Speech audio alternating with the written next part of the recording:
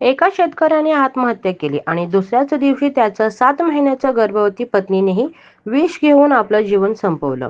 दोन चिमुकल्या मुलींना पोरकं करून गेलेल्या या दुर्दैवी घटनेने संपूर्ण गाव शोकसागरात बुडलं आहे. नेमकं काय घडलं पाहण्याआधी घटनेची सत्यता चॅनलला सबस्क्राईब करायला विसरू नका, जेणेकरून अशा महत्त्वाचे अपडेट्स तुम्हाला मिळत राहतील. चला जाणून घेऊया. परभणी जिल्ह्यातील माळसोना गावात घडलेली ही घटना काळजाला चटका लावणारी आहे. 35 वर्षीय तरुण शेतकरी सचिन बालाजी जाधव यांनी 13 एप्रिल रोजी वीज प्राशन करून आत्महत्या केली.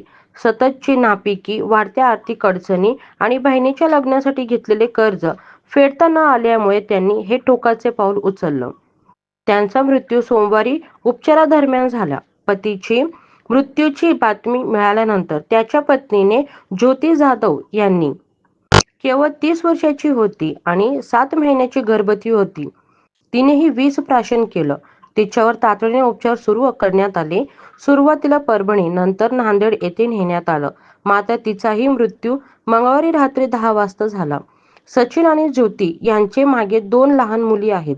एक पहिली तर दुसरी अवघ्या 2.5 वर्षाची. या दुर्दैवी घटना एका झटक्यात दोन्ही मुलींना अनाथ करून गेली. गावात अळहळ व्यक्त केली जात आहे. या घटनेनंतर प्रहार जनशक्ती पक्षाचे नेते आणि माजी मंत्री बच्चू कडू यांनी संतप्त भूमिका घेतली. त्यांनी जाधव कुटुंबाच्या घरासमोर रक्तदान करत सरकारला इशारा दिला.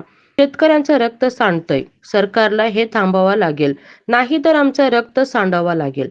बच्चू कडू यांनी या निमित्ताने पंतप्रधान नरेंद्र मोदी आणि मुख्यमंत्री देवेंद्र फडणवीस यांच्यावर सडकून टीका केली.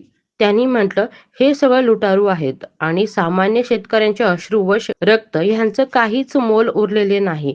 ही घटना फक्त एका कुटुंबाची नाही, ही शेतकऱ्यांच्या जगण्यातल्या असहायतेची आणि शासनाच्या अपयशाची जळजळीत साक्ष आहे. सरकारने शेतकऱ्यांसाठी कर्जमाफी, आर्थिक मदत, मानसिक आरोग्य चाचणी अशा अनेक गोष्टींचं आश्वासन दिलं.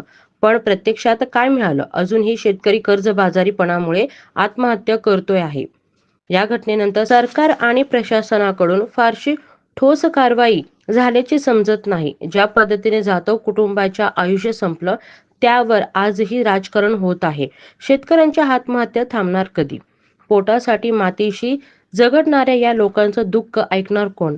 तुम्हाला काय वाटतं? सरकारचं धोरण अपयशी आहे की शेतकऱ्यांपर्यंत मदत पोहोचत नाही?